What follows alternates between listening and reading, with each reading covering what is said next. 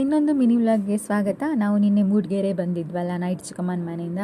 So ಇವತ್ತು ಮಾರನೇ ದಿನ ಬೆಳಿಗ್ಗೆ ಎದ್ದು ಎಲ್ಲ ಫ್ರೆಶ್ ಅಪ್ ಆಗಿ ಮತ್ತೆ ಗೃಹ ಪ್ರವೇಶಕ್ಕೆ ಹೊರಟಿದ್ದೀವಿ.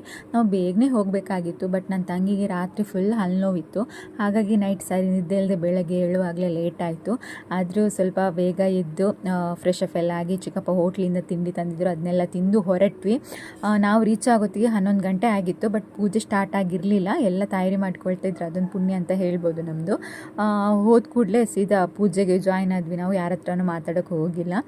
ಆಮೇಲೆ ಪೂಜೆ ಎಲ್ಲ ಆಗೋಷ್ಟೊತ್ತಿಗೆ ನಾವು ಆಲ್ರೆಡಿ ನೋಡಿಟ್ಟಿದ್ದ ಗಿಫ್ಟ್ ಎಲ್ಲ ಫೋನ್ ಮಾಡಿ ಹೇಳಿದ್ರು ಅವರು, ಗಿಫ್ಟ್ ಈ ಥರ ತಂದಿದ್ದೀವಿ, ಎಲ್ಲಿ ಬರಬೇಕು ಮೇಡಮ್ ಅಂತ. ಅಂದರೆ ಅವ್ರಿಗೆ ದಾರಿ ಎಲ್ಲ ಗೊತ್ತಿರಲಿಲ್ವಲ್ಲ, ಹಾಗಾಗಿ ಮತ್ತು ಅವರು ಎಲ್ಲ ಬಂದು ಗಿಫ್ಟ್ ಎಲ್ಲ ಇಟ್ಟಿದ್ರು. ಅಷ್ಟೊತ್ತಿಗೆ ಮಳೆ ಬೇರೆ ಸ್ಟಾರ್ಟ್ ಆಗ್ತಿತ್ತು, ಅದೊಂದು ಹೆದರಿಕೆ ಆಗ್ತಿತ್ತು. ಫಂಕ್ಷನ್ ಬೇರೆ, ಮಳೆ ಬೇರೆ, ಏನಾಗುತ್ತೋ ಏನೋ ಅಂತ. ಬಟ್ ಊಟ ಆಗೋವರೆಗೂ ಮಳೆ ಬರಲಿಲ್ಲ. ಆಮೇಲೆ ಸ್ವಲ್ಪ ಸ್ವಲ್ಪ ಮಳೆ ಬರೋ ಹೋಗಿ ಆಯಿತು. ಪೂಜೆ ಎಲ್ಲ ಚೆನ್ನಾಗೇ ಆಯಿತು, ಆದರೆ ಅಲ್ಲಿಂದ ಬರೋಕ್ಕೆ ಮಾತ್ರ ಮನಸ್ಸೇ ಆಗಲಿಲ್ಲ. ತುಂಬ ಹೊತ್ತು